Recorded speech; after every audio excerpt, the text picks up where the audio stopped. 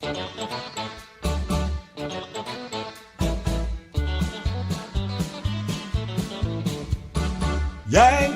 and the Brit's the place to be.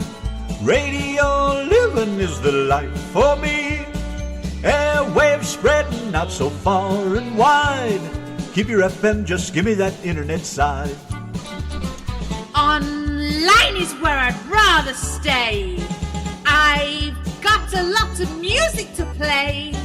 I just adore a Yankee view. Darling, I love you, but give me a show to do. The Chat. The Brats. On air. That's fair. You are my wife. Goodbye, British life. The Yankee and the Brit on air. Steve Owen's right here with the Yankee and the Brit on a country Saturday night. Thanks for joining us. He is on the dog and bone right now. Steve Owen, say hello. Hello. Hello. Hey. It's only 7:59. You said I didn't start till 8. Well, I did say call in an hour because you called in like 5 minutes. All right, before. hang up, and call right back. And just for tonight, do you think you could change the name of your show to the Yankee, the Brit, and the Redneck show? Sure. Yes, I will go. We got plenty of them to go around. How's things down there in Alabama? It is great. I live in North Alabama, so I'm kind of a Yankee. And oh hell. So we're about 6 miles from Tennessee line, and about an hour and a half from Nashville. That ain't Alabama. So it should be called the Yankee and the Brit show, shouldn't it? That's right. Oh, I'm a redneck wannabe. How's that working out for you? Not too good. You're gonna have to move a little further south, I reckon. I guess I would, yeah. Well, I lived in Birmingham till I got drafted in the Army back in 1970. So, yeah, it was. Was you born and raised in Alabama?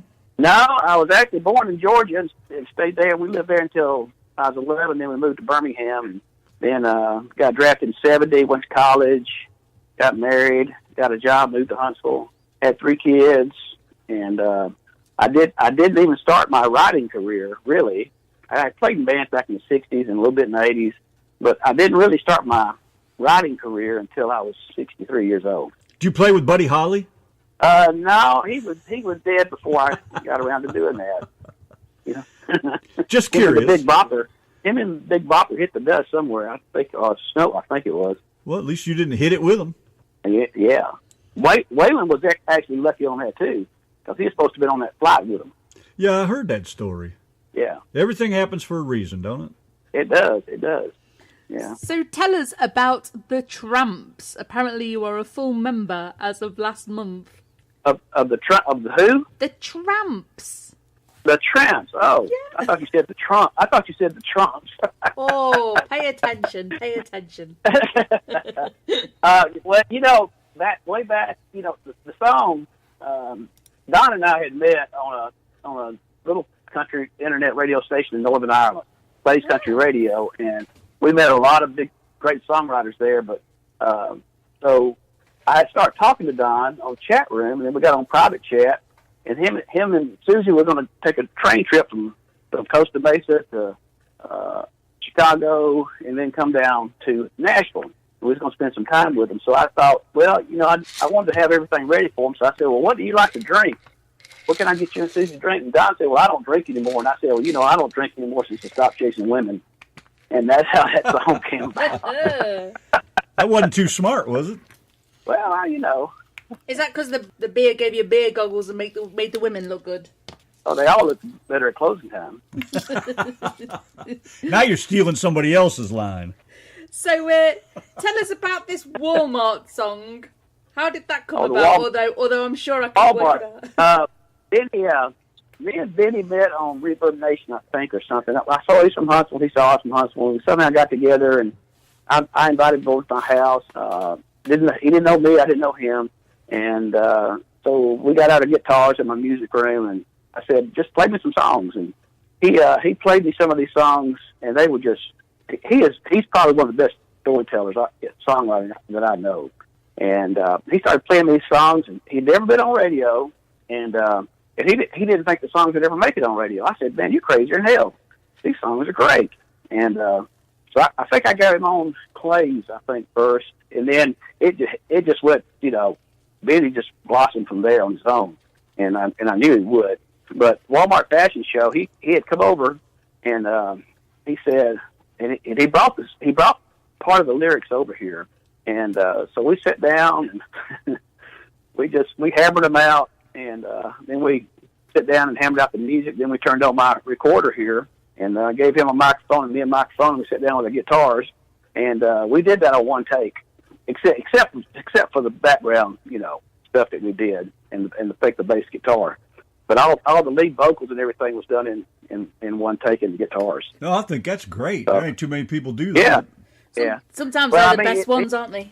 I don't think we could do it live again. A matter of fact, we tried to do it live and screwed it up. No, that's awesome. No, it's fun. It's fun writing with Benny. It's fun writing with Don Haddett. And I'm just a lucky man to have met those two. And there's several more that I write with. And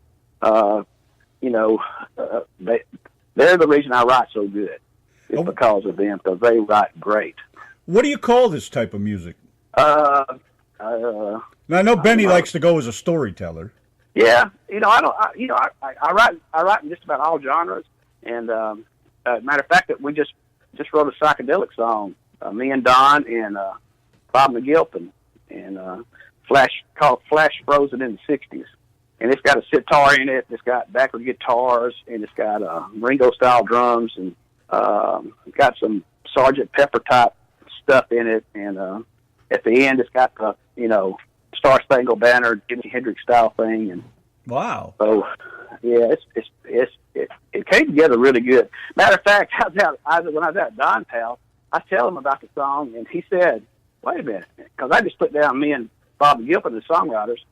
He said, "Wait a minute, I think I remember that song." I said, "Huh?" And he he brought the sheet in there, and so in 2015 we had started writing that song together, and I had no clue that we did that. But anyway, so Don was a big part of that song too. And where we got to go to hear this song? I got it on Reverb Nation, I think. All right, I'll find it one time here and I'll get it. Yeah, we will dig it out. We will. Yeah, Flash Frozen in the '60s. And Bob McGilpin was a producer in Nashville. He's probably the best kept secret in Nashville, and he'll tell you that. But he produces a lot of mine and Don's material and Benny's, and he's just a master musician and a master engineer, and we have a great time. We need to get Bob on the phone. I'd like to talk with him. Oh, Bob! Bob's got has a lot of history in that. He was back in the late '70s. He had 3 #1 disco songs, and if you go out on the internet and check Bob McGilpin, Gilpin, and put in Superstar, and you'll see David Jones from the Monkees had a show. Apparently, I don't even remember it. But, so Bob was on there, and he introduced Bob, and Bob comes out and does this disco song, and son of a bitch, can he dance, And he said, I can't do it now, but he was doing flips and all kind of stuff. But he's a very talented. He can write anything. He can sing anything, and just a great guy to work with. We became real close friends with him.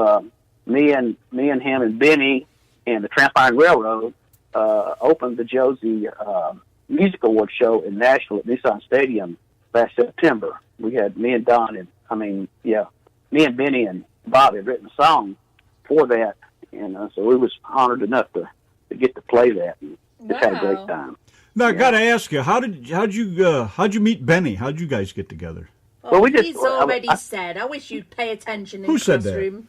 That? He's already said they met on Reverb Nation. Where the hell was I at? Yeah, I don't know. Yeah, you just had me tuned out. Yeah. Oops. I thought, my wife thinks I can do that too, but I bet you do. And I do. I guess I'm zoning but out. We'll be married 40 years, and I couldn't have found a better woman. I'm telling you, she just, You and she Benny kept me in line for 40 years. You and Benny have been married 40 years? No. Well, me and Benny have been married 40 years, but not together. He's just not, he's just too short for me, Sometimes that's an advantage. Well, Donna's real short. Works out good for me. Just the right height, apparently. Sure. Say a lot of stuff to that, but I'm not going to, So where do you get your band at? Is your band friends, family, or do you use studio musicians? I don't have a band. I don't have a band as such. I play with the Trampoline Railroads every once in a while, and I think I've only played in a band 2 times in the last 25 years, and that was, live, and that was at the Josie Award show in 2016 and the Josie Award show in 2017. So, as far as playing in a band, I don't really play in a band. A lot of the stuff that I do, if I'm not going to Bob's, then I'll do it here in my studio.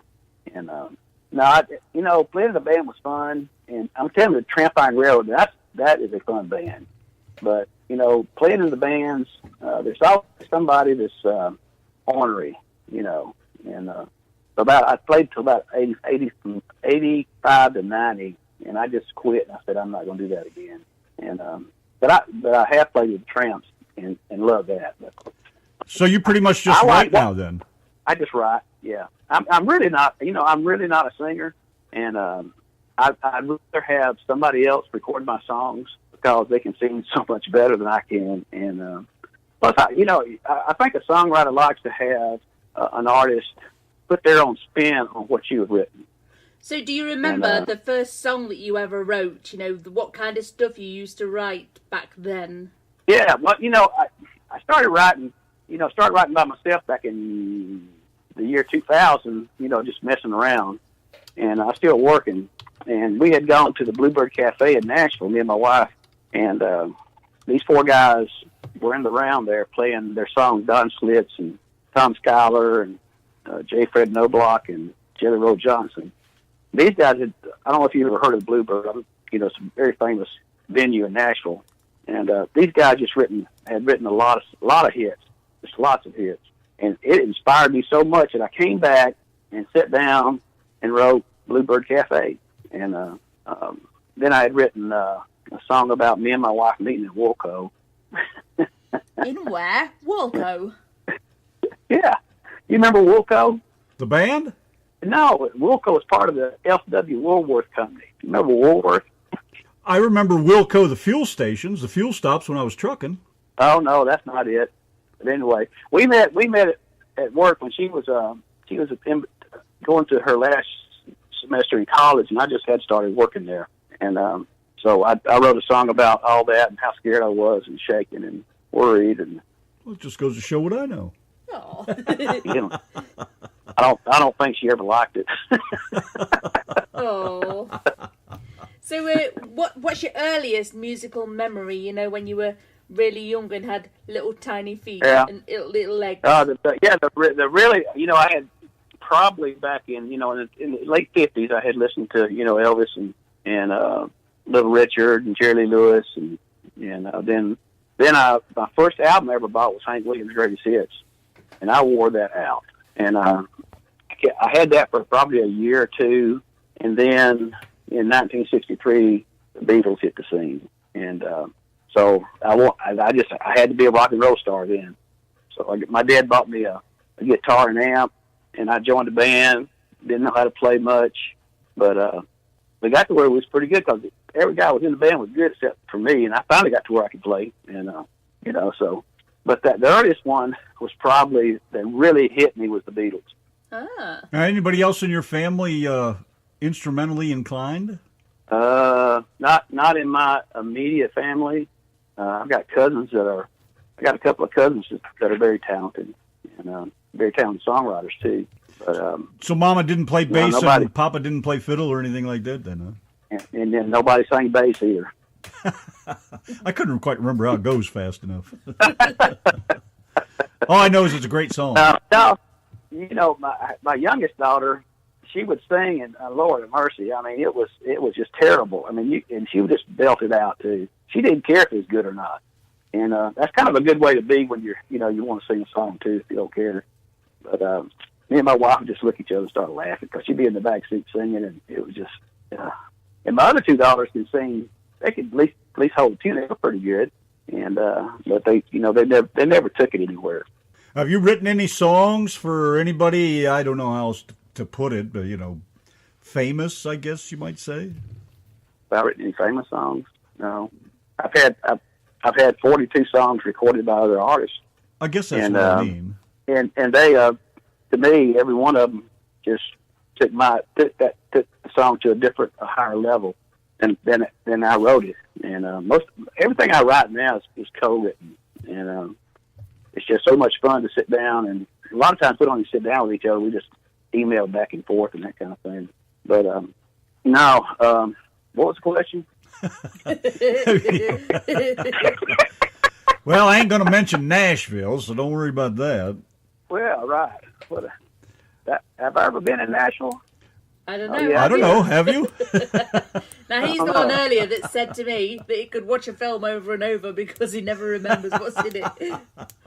No, you've never been to Nashville yet. Oh, yeah, well, I've been to Nashville a million times. But I'm just joking, but we watch a lot of Netflix, and because I don't want regular TV, and we watched like 20 seasons of Midsummer Murders. It's a British show, and we love British shows, and so we'd watched all of it. And I said, let's go back to season 1 and just see. And we're up to season 8. We didn't remember a damn one. I have always loved British shows, and I never thought the day would come I'd ever even meet a British woman or marry one for that matter. But ever since I was a kid, I mean, Benny Hill and I can't even begin to name the British TV shows that used to come across the lake. I'm from Northeast Ohio, and we picked up a lot of Canadian stations. My wife loves it. We got Brit Box and we got Acorn TV. Both of those are just British shows, and they're so well, they're so well done and so well written and produced, and they hold you to it. I just don't like our shows here much. I don't either. The sense of humor alone is enough. That's one thing I've always admired about them. They're just, and maybe it's just maybe it's my snarkiness or my sadistic attitude, but I've always enjoyed their sense of humor. Oh yeah, and they write great mysteries and that kind of thing too. But we just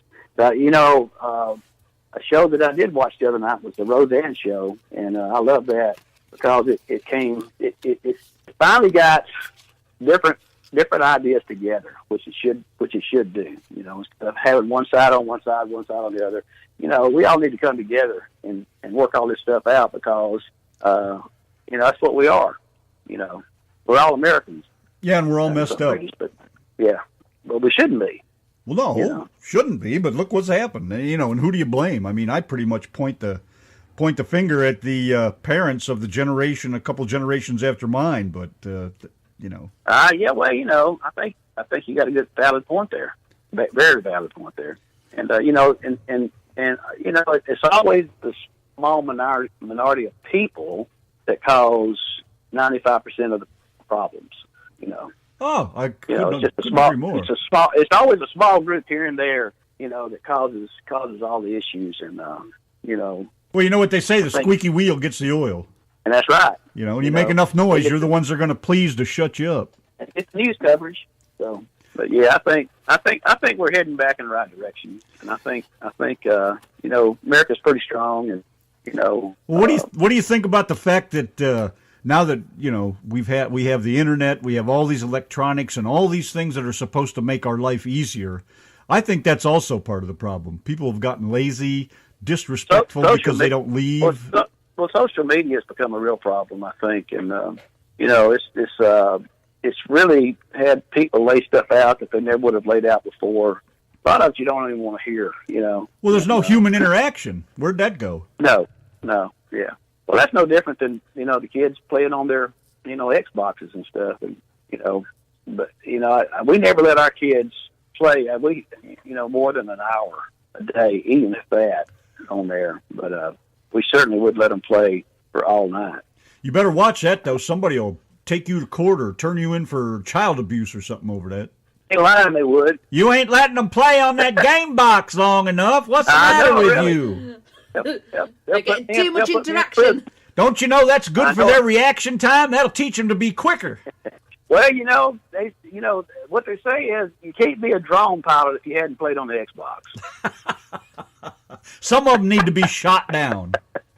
Yeah, you're right, exactly. That's where I was going with that. You ain't letting that kid learn how to shoot. So when he gets in high school, he can go kill all his high school classmates. That's what you got to do now. Yeah, I know that shit ridiculous. it is, but it's just part of the culture now. And, It's and ridiculous. that needs to change.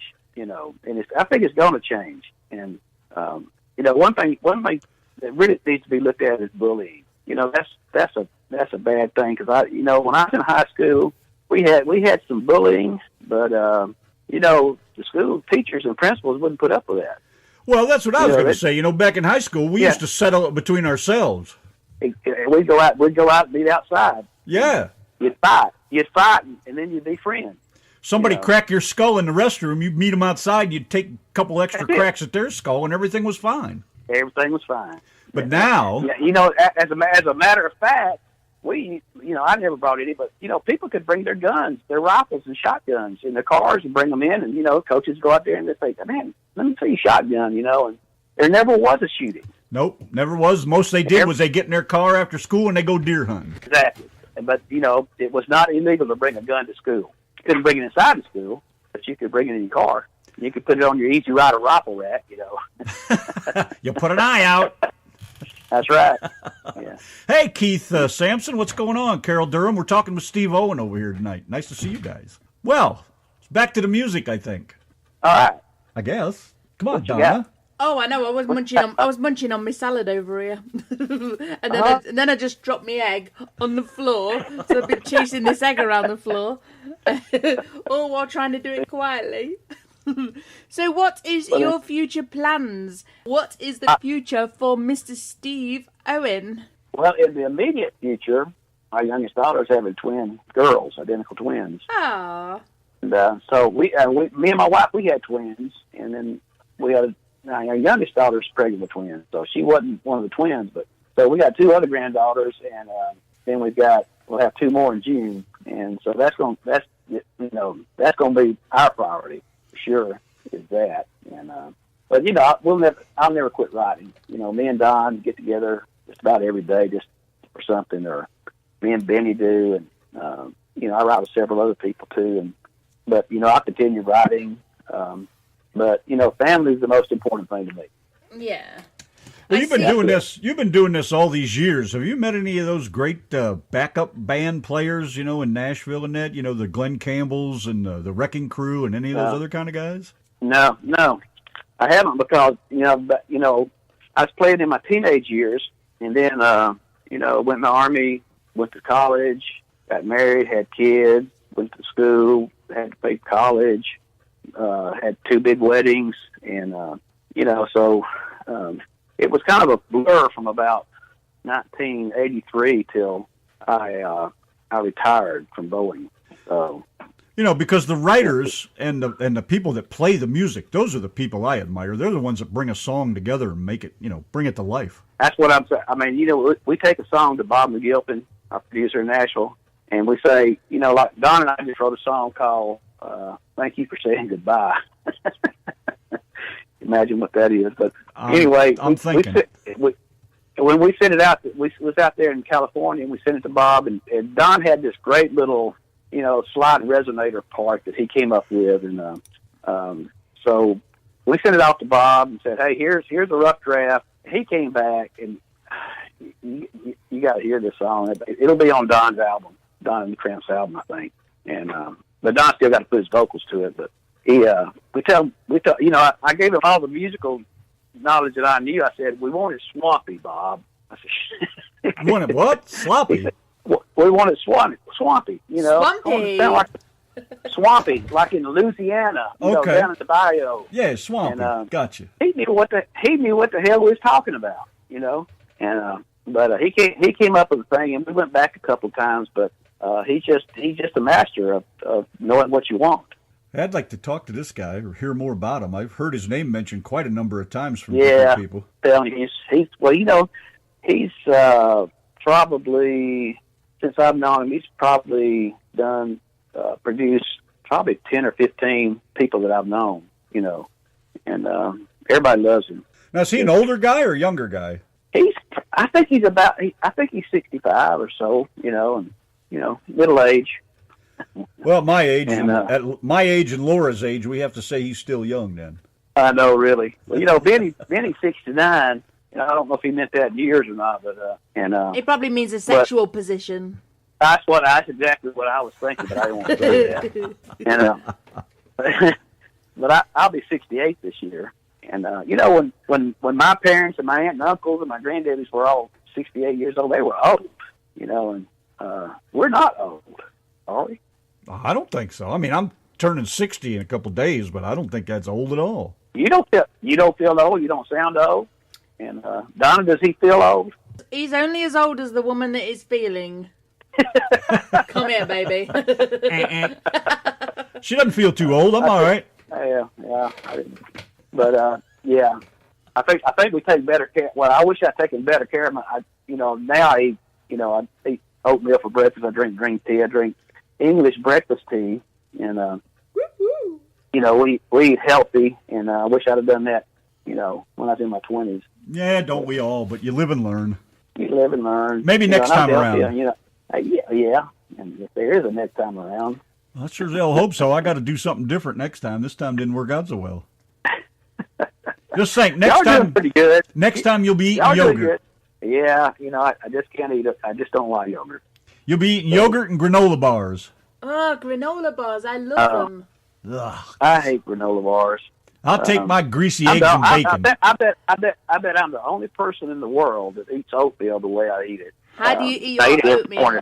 Let me tell you, and it's good. It sounds like crap, but it's really good. I use a half a cup of oatmeal, 2 cups of water, put it in the microwave for 2 minutes, get it out, salt and pepper it, and you strange man. That's strange. And then I put a couple of tablespoons of chia seeds, then a handful of walnuts, and then a splash of milk, and stir it up real good. And it's great. Yeah. I mean, I was raised up on grits. Oh. And Oh, what's wrong with y'all? It's like God's food, let me tell you, when I first got to Texas, You gotta eat it. I wanted a breakfast, and we went into Cracker Barrel, and I asked for the same as what I have in the UK. I says, I want sausage, egg, and baked beans. Well, they brought me out. They brought me out. That's funny. And none of those stupid flavoured baked beans like you guys have over here. Anyway, so they brings me out some egg on a plate, and then on a little plate, and then they brings me out the sausage on another little plate, puts them little plates on top of a big plate, and then they never brought me any baked beans. They brought me a bowl of bloody grits and gravy. And I'm like, what the hell am I supposed to do with grits and gravy? Man, in fact, I asked Randy what they were. You would be, for a Southerner, that's heaven. I didn't know what the hell we put in front of me. Well, for a Yankee, it ain't. Well, the Yankee, I guess it is. But, so the way I eat grits, it was raised up, we had butter, salt, and pepper on it. And, a lot of people, actually my wife likes it with sugar on it. But her parents, well, actually her grandparents are from England, and they came to the United States back, early 1900s, I think. But so, and they lived in Detroit, and that's where Mom and Dad lived. But they came down to Birmingham for his job. But I don't think any of them ever ate grits that I remember. But it's just a staple here. What is grits, anyways? Ain't that corn? They probably screwed their nose up at it like I did. How come it doesn't taste like corn? It tastes better than corn. All right. I don't know what the process. They must grind it up, and it's dry, and I guess they grind it up. I don't know if they do any other processing to it or not, but they should. It's just delicious. It's just great. They should make it taste better. You got to make it taste better. Hell, put some honey in there, and butter, and No, I got to say, I never tried it that way. Now, some honey, that might do the trick, because I put honey in my coffee instead of sugar, and that's awesome. Now, being a Yankee, you'd probably like that. And because my wife likes that. And she's not a Yankee, but, her parents were. But then her mother's parents were from England. So, Yeah, Keith Sampson says grits looks like it's already been eaten. That's funny. Yeah, it should be It kind of does, don't it? Really. It should be renamed grits, Stomach Insides. I bet y'all have never had pork brains and eggs before either, have you? Oh. No, sir. That's delicious. Ain't My about mother to used try to it. fry them up in the morning. Yeah. I ain't gonna do no mountain oysters either, so don't even think that. Oh, mountain oysters are delicious. You slice them up, after you get them off the pig, and you slice them up and you batter them and fry them. They're delicious. My uncle used to eat those. I don't know why. That's one weird Yankee right there.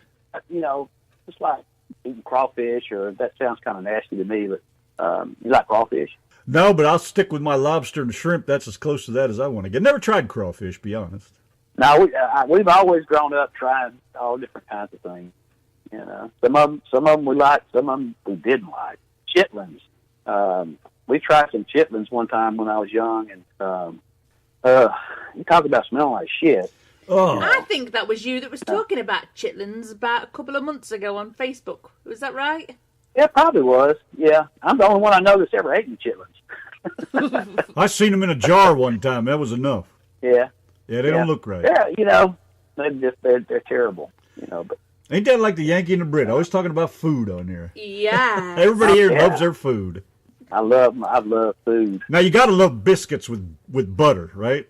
Oh yeah, my daddy, my mother was a master biscuit maker, and she made them from scratch, and she rolled her biscuits out by hand, and they were real puffy and soft. And my daddy, he would put about Half a stick? I'm not lying. He'd put about a quarter of a stick of butter on each biscuit. Yeah, baby. That's what I'm talking about.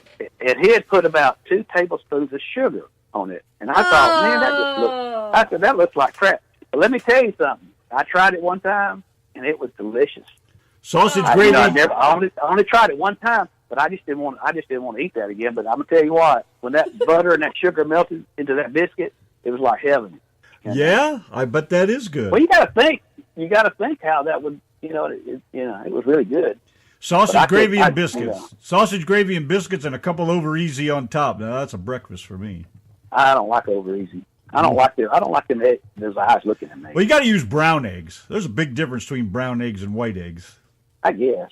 I don't know. I know most people don't think there is, but if you taste the difference, brown eggs a little bit richer, I think, than a white egg. I'll try that. But biscuits and sausage, I see Laura saying biscuit and sausage gravy. Yeah, you're right about that. And Stacy Joe said, "Damn it, man, tummy growling." Yeah. Every truck stop I ever ate in, sausage gravy and biscuits. Thomas says biscuits and butter and mashed potatoes. That's right, man. Yeah. You got it. This is the only show where people end up 20 pounds. With the side of crispy burnt and bacon, Laura says. And Laura, you're absolutely right. You want your bacon almost burnt, and it's just a lot better that way. Oh yes, yeah. Carol says lots of butter. Stacy Joe, biscuits and gravy. Thomas says no chitlins. I agree with that, Thomas. And so. Oh, Don, what's the matter with you? Stacy Joe loves oyster stew. My dad used to make oyster stew, and it was delicious. Don said he likes oyster pancakes with ketchup. Good God Almighty! Gosh, what is it with you lot over here? Well, he lives in California. Is that what it is? Too much of that air pollution getting the best of them. No, they live in a great area of California, Costa Mesa, and in Orange County.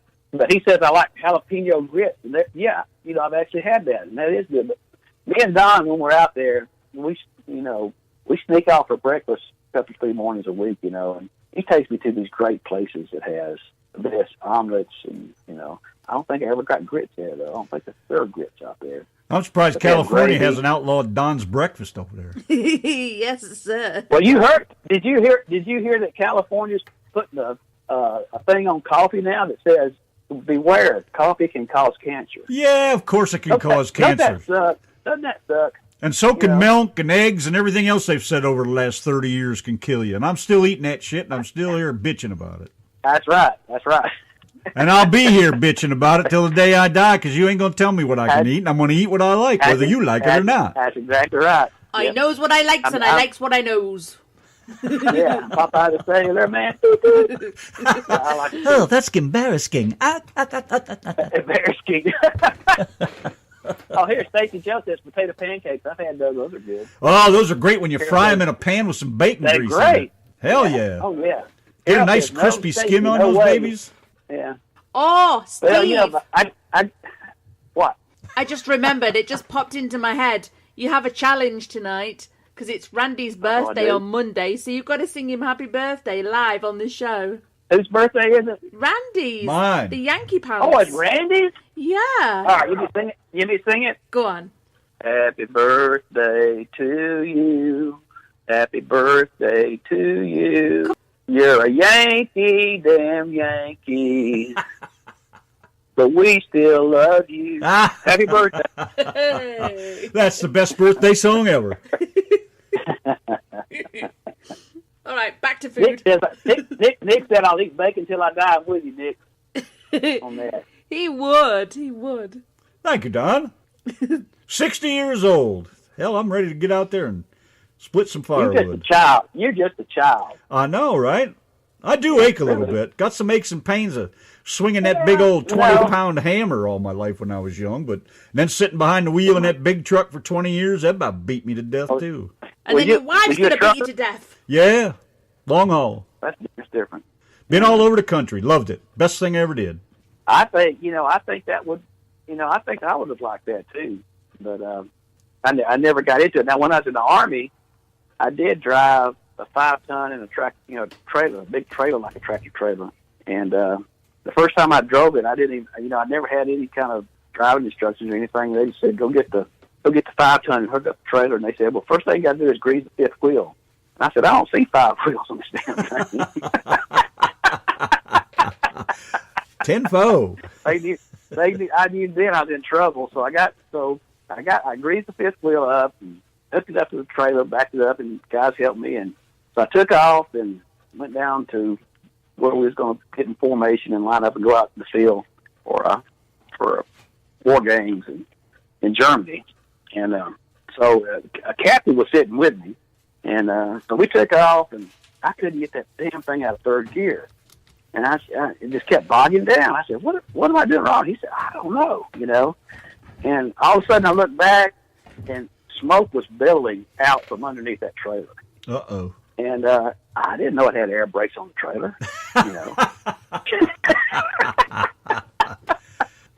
And you was hauling dynamite, too. Oh, no, it wasn't hauling dynamite. But that was so funny. And he chewed my ass out for that. Oh, I good said, well, you God. didn't know any different than I did. And, Well, somebody's got to I take learned the how to do blame. it after that. Yeah. It was fun driving that. I kind of enjoyed it. Oh, I loved every minute of it. It was great, But when they started talking about, I don't know, it's probably 8, 9, maybe 10 years now, they started talking about that ELD, and we're going to tell you when to shit and how to shit and what size and where. And I was like, you ain't telling me shit, buddy. I'm out of here. And I quit. Yeah. So when did you retire? I'll never let him retire. Retire from which career? I'll have him working till his dying day. Yeah. I've been a sign maker all I my love- life. Been in the sign business ever since '74. I drove the truck for about 20 years. And I've been in all the trades, construction, working steel and building houses and shit, you name it. I've been all over the place. Yeah. Well, I pretty much worked. I worked as a purchasing agent for on military contracts with Boeing for 30+ years, and I liked it, but I got tired of it after about 30 years. That jack of all trade, master of none. That's me. That's me too, I tell you. But retirement is where it's happening. Don's retired. I'm retired. Benny's retiring May the 1st, and my wife's retired. Now, these guys are in the chat room say that you have to sing happy birthday to Laura White because it's her birthday today. Don't forget to sing it to me too because it's my Oh, she birthday at the end of the said. month. She also says sexy version, please. Yeah, you've got to sing it like Marilyn Monroe style. You've got to really put your. Laura, sexiness to it. if I was 50 years old, I'd sing it sexy, but Happy birthday. I can't even think what sexy. I can't even think what sexy is now. Ask Benny. He knows all about that 69. Yeah, really. Wine dine, He's really only 52. You knew that, didn't you? Yeah. Just kidding. Sing you happy birthday. Happy birthday to you. Happy birthday to you. Happy birthday, Mr. President. Oh, I mean, Laura. Happy birthday to you. How's that? The president part was perfect. You know, And the crowd went wild. yeah, that was my impression of Marilyn Monroe singing to JFK. You remember that? Oh, yeah. Sure do. Nailed it. That's what made him my favorite president. I know, really. Yeah. Well, Jackie got mad that night. And Bill and Monica, Yeah. he was my favorite president. Yeah. Trump Well. failed, though. But anyways, You know, I've come to the conclusion the more president messes around and does things like that, the better presidents they are.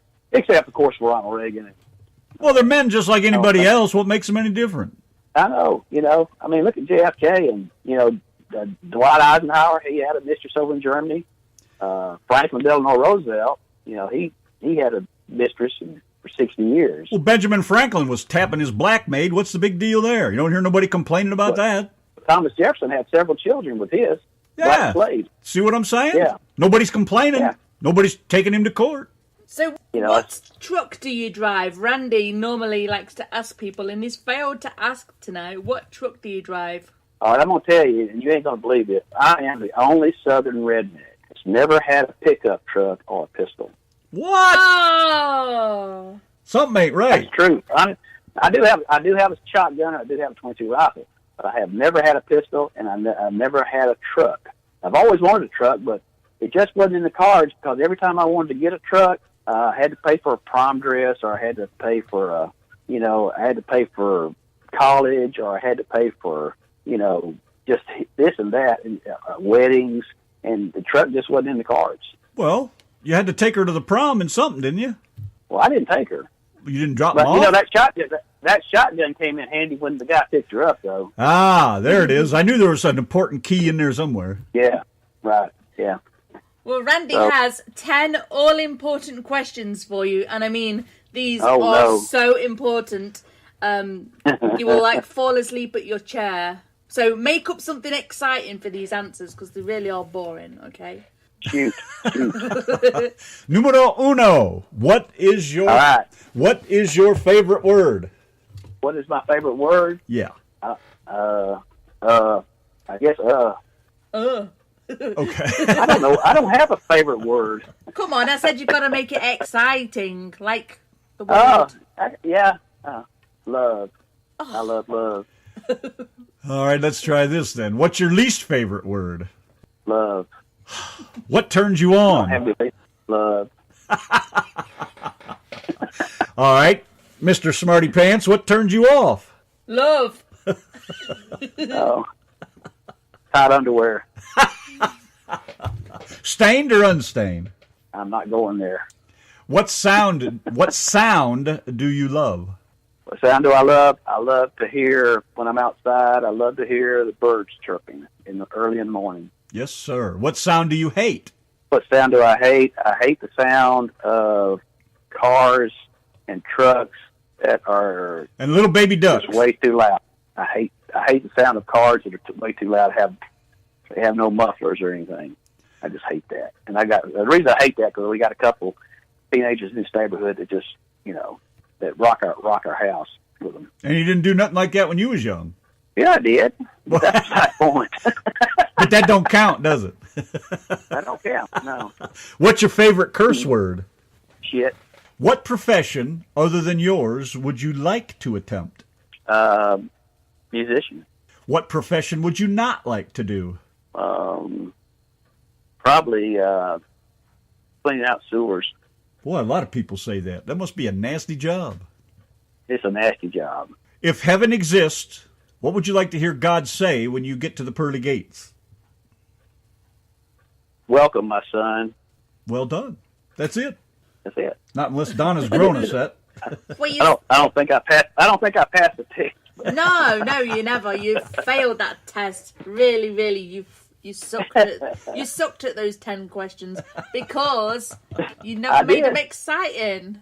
I just, I'm just not an exciting guy, It's past my bedtime. You must know that. Yeah, and you was expecting the show an hour earlier as well. So yeah, Yeah. you must be ready for No, bed. I called in at 7, and you said, "What are you doing?" I said, "You said 7 p.m. Central Standard Time." I didn't read the second sentence, though, did I? No, you didn't. So if you was to have a party in the sky with anybody that's dead, preferably dead, of course, who would it be? Have a party? You say? Yeah. I'd love to have met John Lennon and partied with him. He's probably my favorite songwriter, and even though me and him are far off from different views, but I don't care about that. He was a genius songwriter, and I'd love to have partied with him and written with him. That would be great, wouldn't it? Yeah. Oh yeah. Hey, I tell you what, they did an amazing job at the Beatles Museum in Liverpool. I went there a couple of years ago, and it is amazing. I'd love to go there. Yeah, I will. I'd love to do that. I will show you some of the photos if I still have them on my Facebook. I've got the photos of the museum. Okay, yeah. It really gives you a good feeling. Yeah. And there's also stuff of from the Quarrymen as well. Before there were the Beatles. Oh yeah, Quarrymen. Yeah. Yeah. Wait till you see the yellow submarine. Wait till you see the yellow submarine. It's pretty cool. Oh really? Yeah, there's actually two yellow submarines there. There's one that's actually a big barge. Do you call them a barge? A canal boat? Yeah. What do you call barge, them? Yeah, right outside the Beatles Museum, there's a big canal boat or a barge, as I call it. And it's all yellow submarine. And then there is like a big giant yellow submarine inside the Beatles Museum. It's very cool. I never did see that cartoon movie, Yellow Submarine. I just didn't think I'd like it, but have y'all seen it? Did y'all watch it? I don't think so. I never did. Yeah, I have. Long time ago. Really? Yeah. It was cool. I liked that. But back then it was a whole different thing, But, and also back when Hard Day's Night came out, probably in, 64 or so? Yeah. We could go down to downtown Birmingham to the Alabama Theater, and it cost $1, and you could sit there all day, and we sit there all day and watched it about 5 times. And God, I miss that I was stuff. back. Yeah, I miss those days. We brought our bicycle down to the shopping center, and we just leave it there, and we catch a bus and go downtown and come back, and our bike would still be there. Wouldn't happen today. No. Well, do you have anything else to add before we cut you loose and flush you down the toilet? Hey, wait a minute. One more thing. I was just about to ask you something. No, I got one more thing. I got to ask him about silence. I'm talking Okay, now. go, shoot. Dixie Dregs. What's the story with that? Right. Leave me here in Alabama. Oh! You talking about the Dixie Crew? Yeah. Okay, I'll tell you the story. Jessie Lynn. I don't know if you know Jessie Lynn. She lives down in South Alabama. She's a great songwriter and singer. She's probably 22 years old, and she's got a production company, and she's really, really on the ball with everything. And then her studio that she works at is called Guest House Studios, and so they had gotten together, and they wanted to, because Guest House Studios is going to start doing video productions too. And so they got together and they talked about it. They said, we want to make a video for promotional purposes for our companies, So I can't remember if she got in touch with me or what, but anyway, I sent her down, the 2 songs, Leave Me Here in Alabama, and what was one the Dixie Crew did? Home in the Holler. Home in the Holler was written by me and Dee Desiree, and then Leave Me Here in Alabama was written by me and Benny. And so she called me up and said, hey, we like both these songs. And I said, great. And so they put them together, did a great job. I didn't get to go down for the filming of Home in the Holler, but me and Benny starred in the Leave Me Here in Alabama, and we had a great time doing that. But, yeah, I like that. I got that lined up here to play after we play your last song here, She Stood the Test of Time. Yeah. I woke up that morning that you sent, I think you sent it me one day, and I woke up the next morning and clicked on that YouTube video, and I was just in love. All the little barnyard animals running around, and the bacon, and and all the food. There's a mule in the song, and so me and Benny, we drove up to this old house, and it had, just junk everywhere. The swimming pool was green, and it had all kind of dead frogs floating in it, and mosquitoes, and they had garbage spilled everywhere. And I said, Benny, we're at the right place? He said, I guess. Well, this guy came out, didn't have a shirt on, said, hey, who you are? are y'all here for the mule? We said, well, yeah, we're here for the mule. And so he brought this, and go back and look at this, and you'll see what I'm saying. You know how a mule looks, right? Kind of big, dark. Well, they brought out this little bitty white horse, you know. And me and Benny looked at each other. I said, Benny, is that their mule? And he said, I guess it is. And look at the video now that you know, and look at that pitiful mule. I mean, I will. Yeah, now I'll have to go back and watch it again. You have to go back and look at that mule because it was an amazing, you know, it was, it's hard to explain. It's just country living at its worst, I guess. But, when he brought out that white mule, that little thing probably looked like it's about it's smaller than a donkey, and but it's basically I think it was a horse, but you know, a little horse, but I'm not sure. Anyway, we got to get a big kick out of that one. Figure out what it was. Yeah, it was a great video. I loved it. Yeah, we had a good time doing it. Well, that's a beautiful thing, man. I can't thank you enough for hanging out with us for a little while. Very nice. Good story. Well, I enjoyed it. You know, I really did. You know, y'all have a great show, and everything's off the cuff, and you just do a great, you know, y'all do a great job, and y'all play a lot of our music, and we appreciate that. Oh, we love it, man. It's great stuff. Yeah, just keep going like you're going, because we love what you're doing. Well, I was about to ask you before my husband rudely interrupted me, or you did, one of you did anyway. Where can we find, do you have any Facebook page for your music? Yeah, the www.facebook.com/steve.owen.1840. And that's really where I do have a music page, but that's where most of my stuff's at. I guess we'll just Google it. Reverb Nation is where you can hear all the songs. This www.reverbnation.com/SteveOwen4, all run together. Steve Owen 4 on Reverb Nation, and I probably got 50 or 60 songs on that. Wow. You know. Awesome. It's a gold mine. Awesome. And is that where people can purchase your music? Thank God. Oh, I don't sell music. I've never put up any music to sell. Some of my co-writers, they put it up for sale, which is great, you know, and but I just do it, and I've got a good retirement. I've got me Social Security, and so if other people want to sell it, that's fine. I just let them do it. And but truthfully, in these days, you can't make any money selling anything like that. 99 cents. People sell their singles for 99 cents here. Back in the 60s, we were buying them for 99 cents. And it's just people just don't go out. People just won't go out and buy music. It's sad. It's really sad because there's so much good. These independent guys are so much, and women. They write such good music. They're so talented, and they'll put out an album that will knock your socks off, better than anything that's out on FM. And they might sell 5.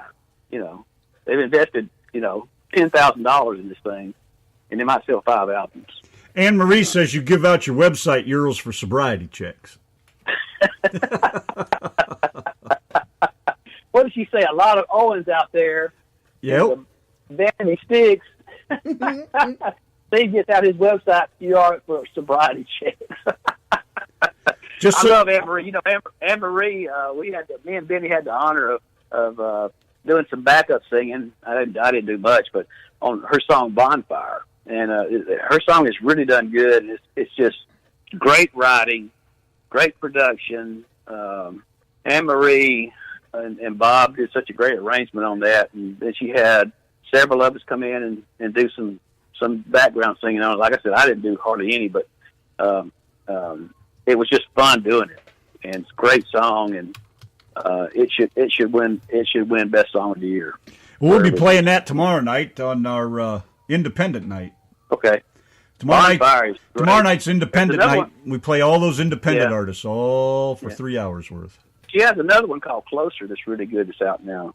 Yes, we have it. It's pretty awesome. You need to play that too because great song. Again, Bob did that one too, and Anne Marie just got this unique, great voice and very talented lady.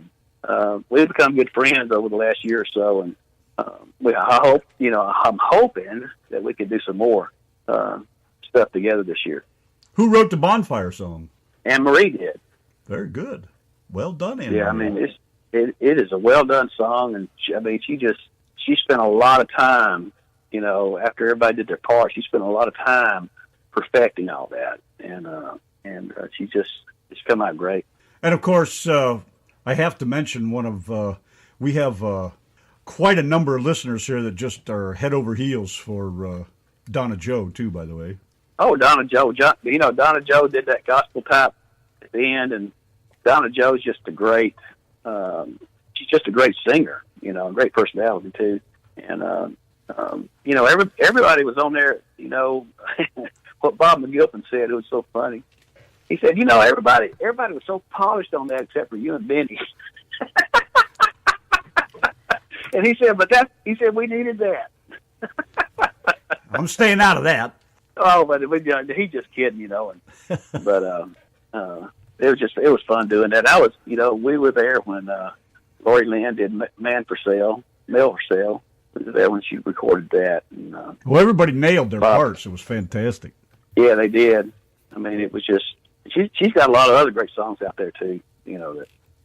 But Bonfire just seems, and maybe because I had a little part in it, but it is really a great song. All right, we are going to flush you down the toilet because we have a few of your songs to put on yet. So thank you so much for joining us. Thank you for having me. Oh, please don't be a stranger. I won't. I'll be back. I'll be listening. All right, next time I expect to hear you down. Next time I expect to hear you a little further south. No more Yankees. No more Yankees. That's right. That's right. And I appreciate you having me on there, and I really enjoyed it. And thank you for the birthday wishes. Steve Owen on the Yanki and the Redneck and the Brit Show.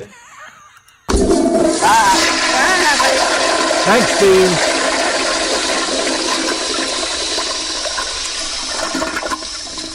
Your choice for country music, the RTM Radio Network.